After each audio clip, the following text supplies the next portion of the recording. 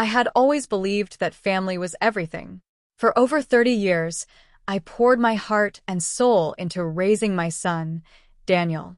I worked tirelessly, sacrificed my own dreams, and even gave up my marriage, all to ensure he had a better life.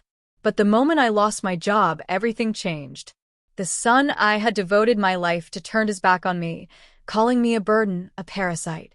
Little did he know, I had a secret fortune that would change everything. It was a cold, rainy evening when I returned home after being let go from my job. I had been a personal assistant to a wealthy businesswoman, Catherine, for over 2 decades. She had been more than an employer to me. She was a mentor, a friend. But when she passed away unexpectedly, her company restructured, and I was one of the first to be let go. I walked into the house, drenched and defeated, only to be met with Daniel's cold stare. "I lost my job today," I said, my voice trembling. I hadn't even finished my sentence before he cut me off. "What do you mean you lost your job? That was $10,000 a month. What are you going to do now? Just sit around and freeload off of us?" His words hit me like a slap. I stood there, stunned, as his wife, Emily, chimed in. "Daniel's right, you know. We have bills to pay, and now you're just going to be another mouth to feed. You should have planned better." I felt the weight of their words crushing me. I had always been there for them, supporting them financially and emotionally.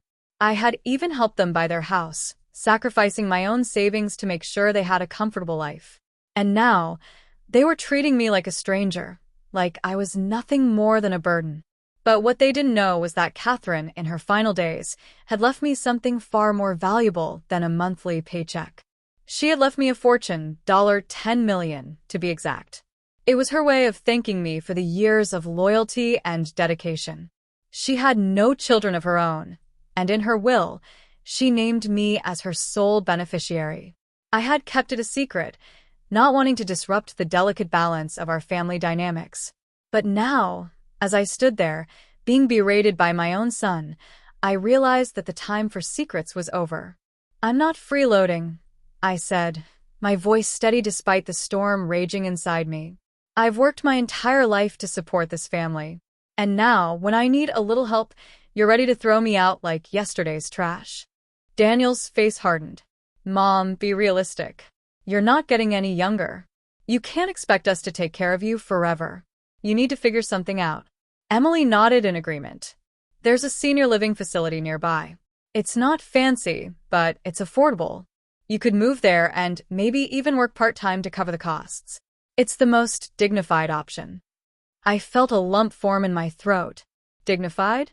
They were talking about sending me to a place where I would scrub floors just to earn my keep. The son I had raised, the boy I had nursed through countless illnesses, the man I had helped build a life for, was now treating me like a stranger. "I'm not going to a senior living facility," I said firmly. "I'm retiring. That's final." Daniel's eyes narrowed. "Retiring? With what money? You don't have a pension. You don't have savings. What are you going to live on?" I took a deep breath, my heart pounding in my chest. "You don't need to worry about that," I said, my voice cold. "I'll be just fine." The room fell silent. Daniel and Emily exchanged glances, clearly unsure of how to respond. But before they could say anything else, I turned and walked out of the room. I couldn't bear to look at them anymore. The betrayal cut deeper than any knife ever could. That night, I packed my bags and left the house. I didn't know where I was going, but I knew I couldn't stay there any longer. As I walked down the driveway, the rain soaking through my clothes, I felt a strange sense of relief. For the first time in years, I was free. Free from the expectations, the guilt, the endless sacrifices. I had spent my entire life putting others first, and now it was time to put myself first.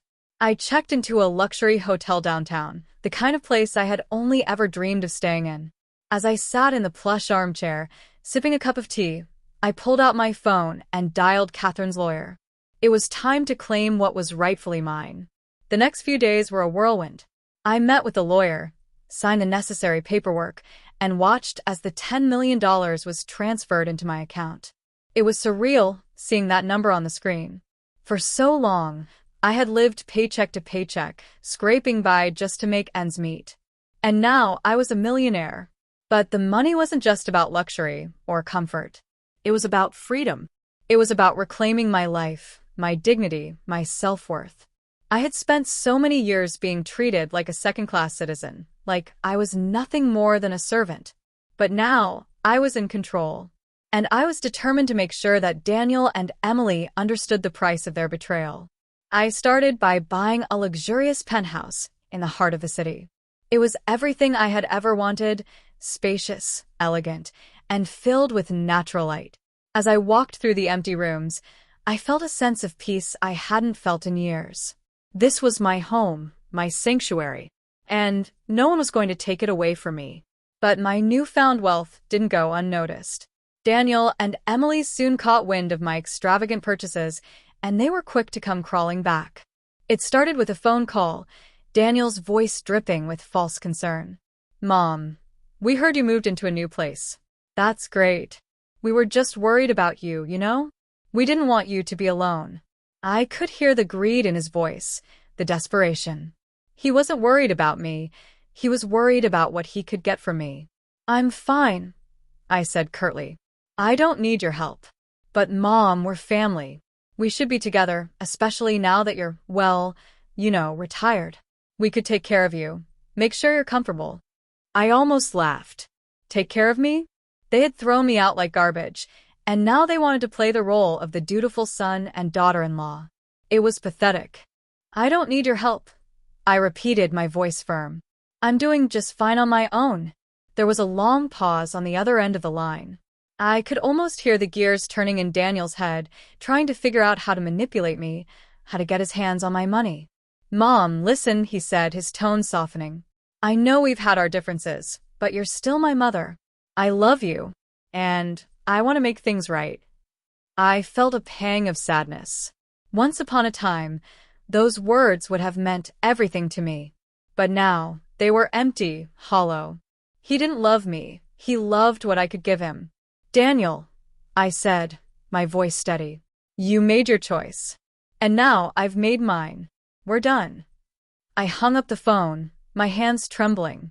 It was the hardest thing I had ever done, but it was also the most liberating.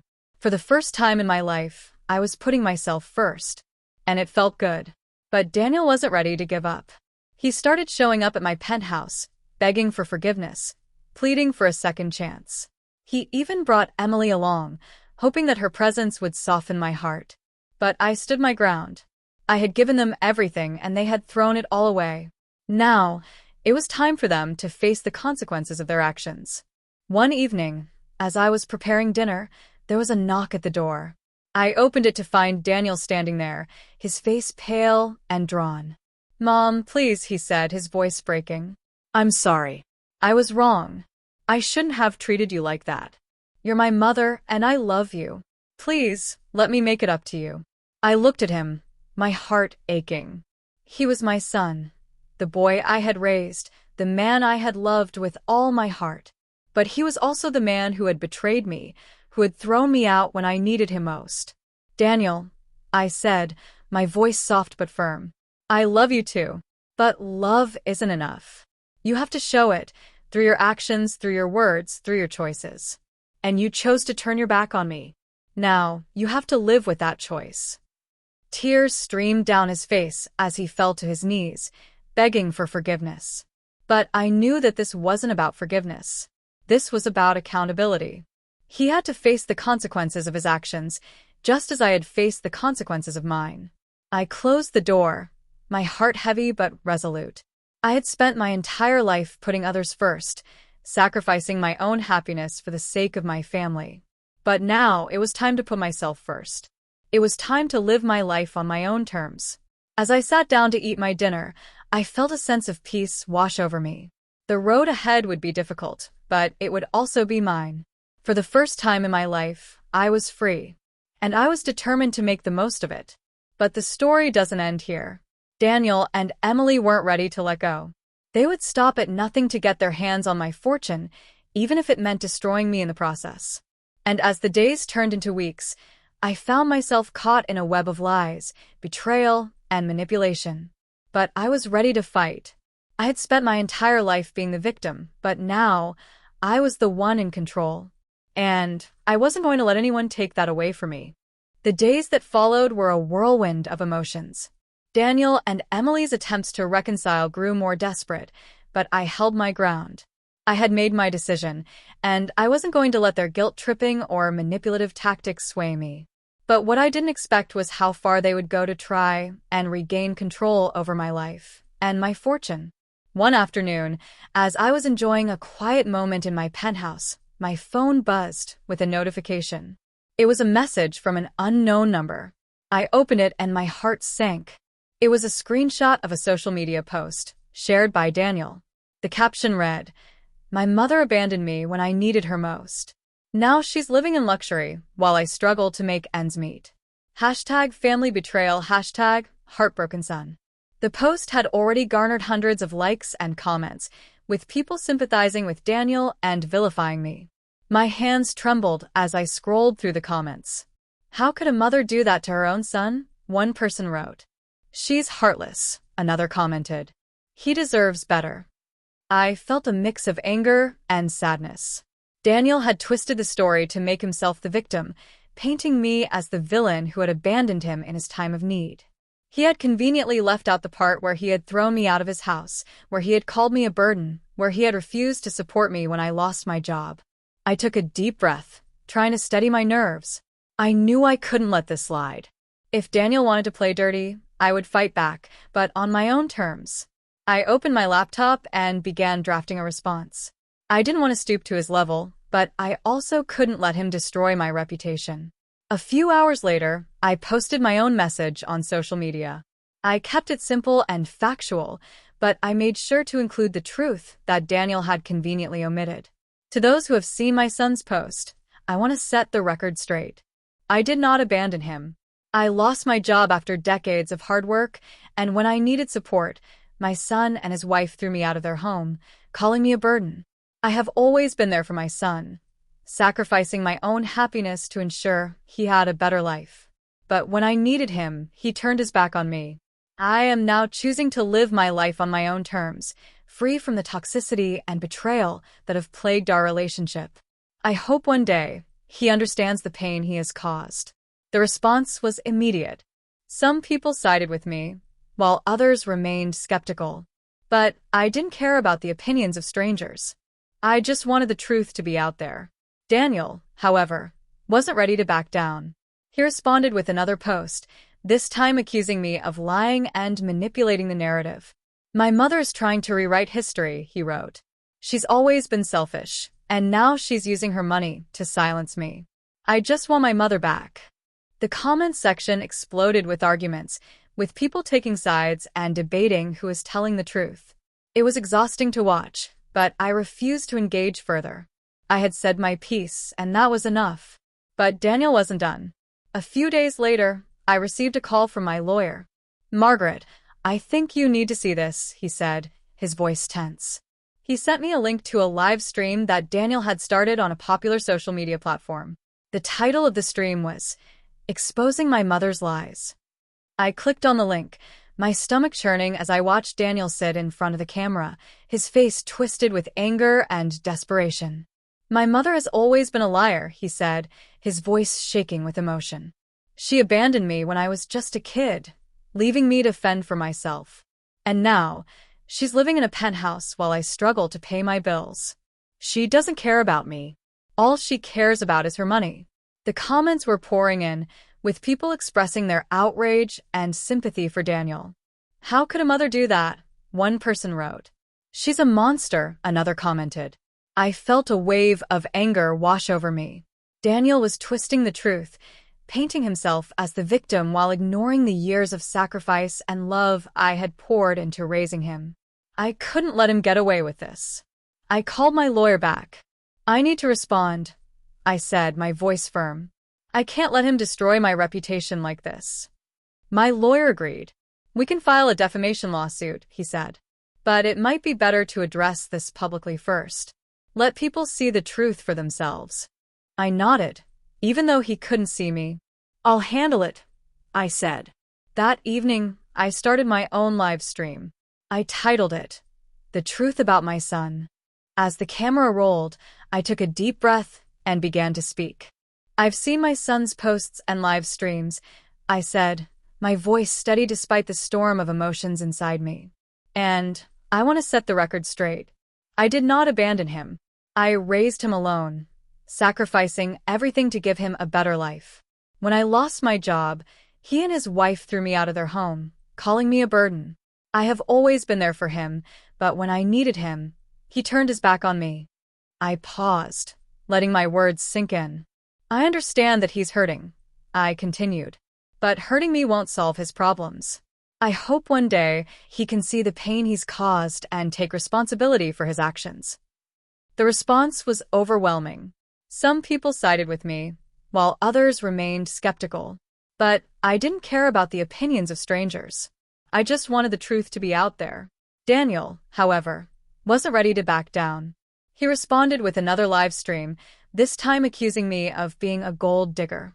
"My mother never loved me," he said, his voice trembling with anger. "She only cared about money. And now that she has it, she's trying to buy her way out of her guilt." The comments section exploded with arguments, with people taking sides and debating who was telling the truth. It was exhausting to watch, but I refused to engage further. I had said my piece, and that was enough. But the drama didn't end there. A few days later, I received a call from Emily. Her voice was cold and calculated. "Margaret, we need to talk," she said. "Daniel's been struggling since you cut him off. He's depressed, and he's not thinking clearly.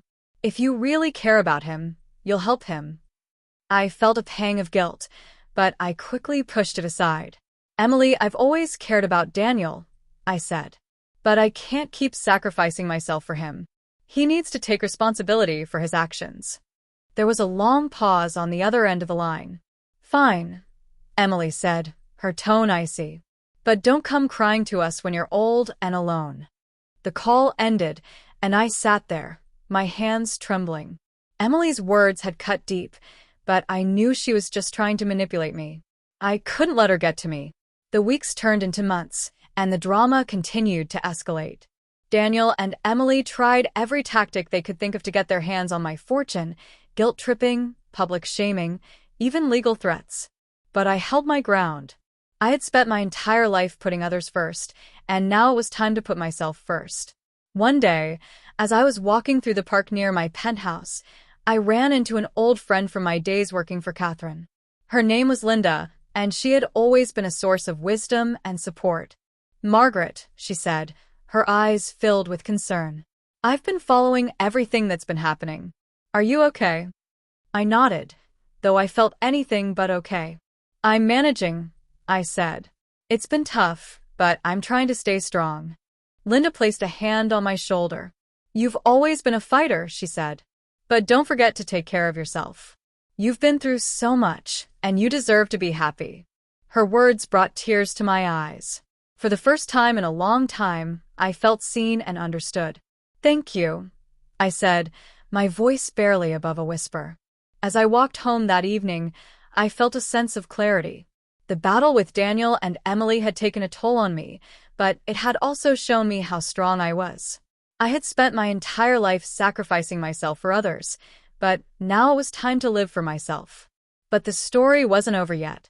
Daniel and Emily weren't ready to give up, and their next move would test me in ways I never could have imagined. The next chapter of the saga began with a knock on my door. It was late in the evening, and I wasn't expecting anyone. When I opened the door, I was shocked to see Daniel standing there, his face pale and his eyes red from crying. He looked like a completely different person from the angry, defiant man I had seen in his live streams. "Mom," he said, his voice trembling, "I need to talk to you. Please." I hesitated. Part of me wanted to slam the door in his face, to protect myself from more pain. But another part of me, the part that still loved him despite everything, couldn't turn him away. "Come in," I said, stepping aside. Daniel walked into the living room and sat down on the couch, his shoulders slumped. He looked broken, defeated. For a long moment, he just sat there, staring at the floor. Finally, he spoke. I've made a lot of mistakes, he said, his voice barely above a whisper. I've been selfish and I've hurt you. I don't know how to fix it, but I want to try. I felt a lump form in my throat. This was the first time Daniel had ever admitted fault, the first time he had ever shown genuine remorse. But I couldn't let my guard down. Not yet. Daniel, I said, my voice steady. You've hurt me more than you can imagine. You've betrayed me, publicly shamed me, and tried to manipulate me. Why should I believe that you've changed? He looked up at me, his eyes filled with tears. Because I've hit rock bottom, he said. Emily left me. She said she couldn't handle the drama anymore. And I don't know what to do. I've lost everything, Mom. And I realize now that it's all my fault. I felt a pang of sadness. Despite everything, he was still my son, and it hurt to see him in so much pain. But I couldn't just forgive and forget. Not yet. Daniel, I said, my voice soft but firm. I love you. I always have, and I always will. But love isn't enough. You have to show me that you've changed. You have to prove to me that you're willing to take responsibility for your actions and make amends. He nodded, tears streaming down his face.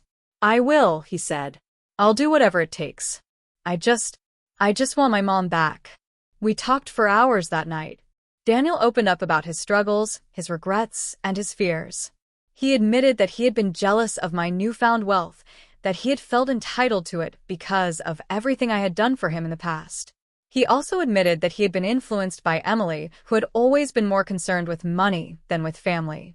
I've been a fool, he said, his voice filled with regret. I let greed and pride cloud my judgment. And I've hurt the one person who has always been there for me. By the end of the night, I felt a glimmer of hope.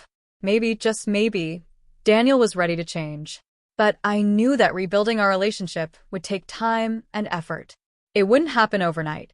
Over the next few weeks, Daniel made an effort to prove himself. He started therapy to address his issues with entitlement and anger. He also reached out to me regularly, not to ask for money, but to check in and see how I was doing. It was a small step, but it was a step in the right direction. One day, he came over to my penthouse with a gift. It was a photo album filled with pictures from his childhood, pictures of us together, smiling and happy. As I flipped through the pages, I felt a wave of nostalgia and sadness. We had been so close once. Could we ever get back to that? I found this in the attic, Daniel said, his voice soft. I forgot how much you've done for me, Mom. I forgot how much you've sacrificed. I'm so sorry for everything. I felt tears welling up in my eyes. Thank you, I said, my voice trembling. This means a lot to me. Daniel reached out and took my hand. I know I don't deserve your forgiveness, he said, but I'm going to keep trying.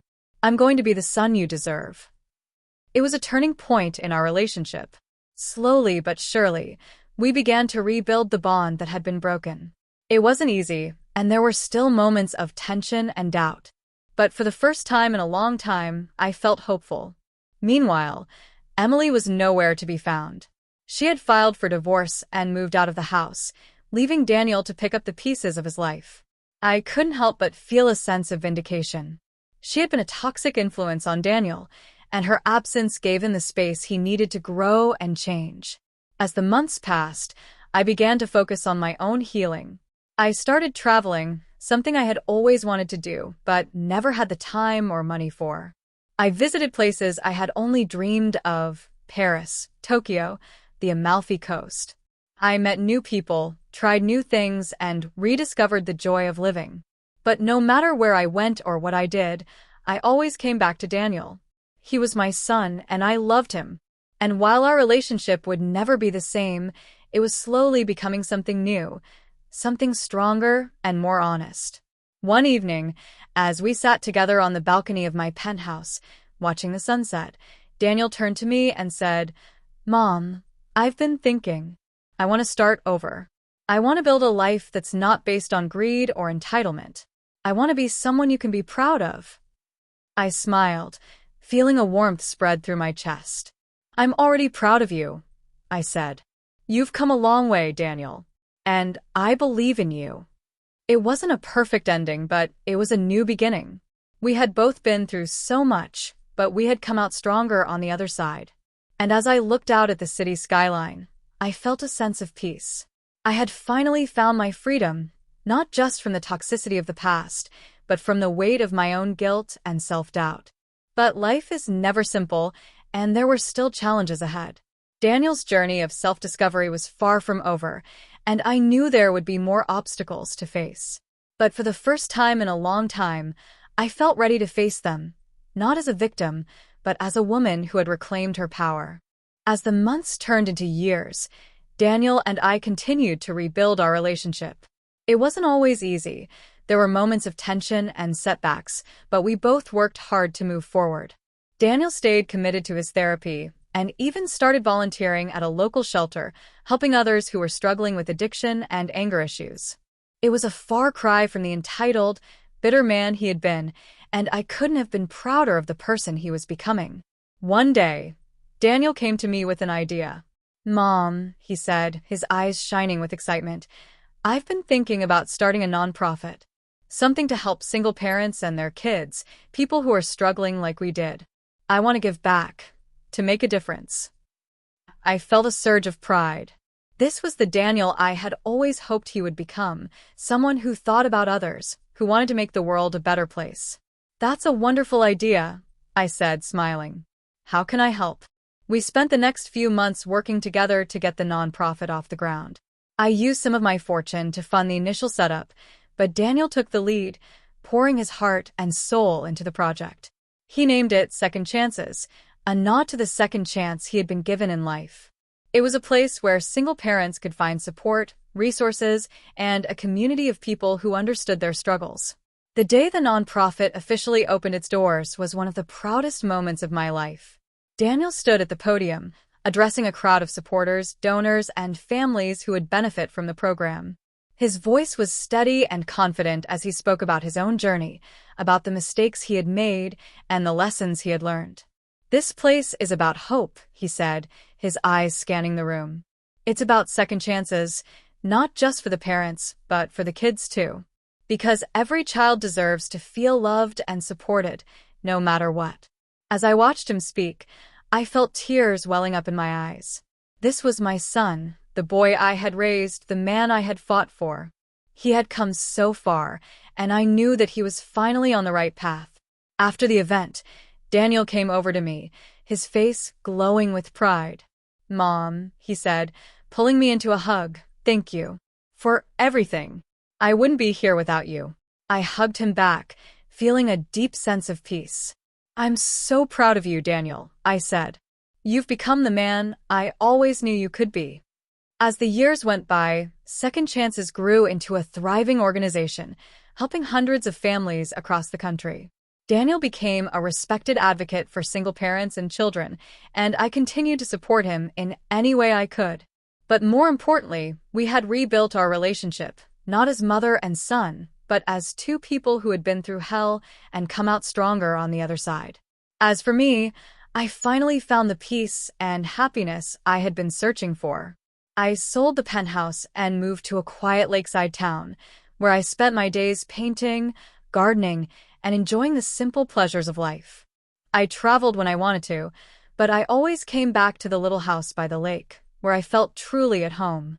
One evening, as I sat on the porch watching the sunset, I thought about everything that had happened: the pain, the betrayal, the healing, and the love.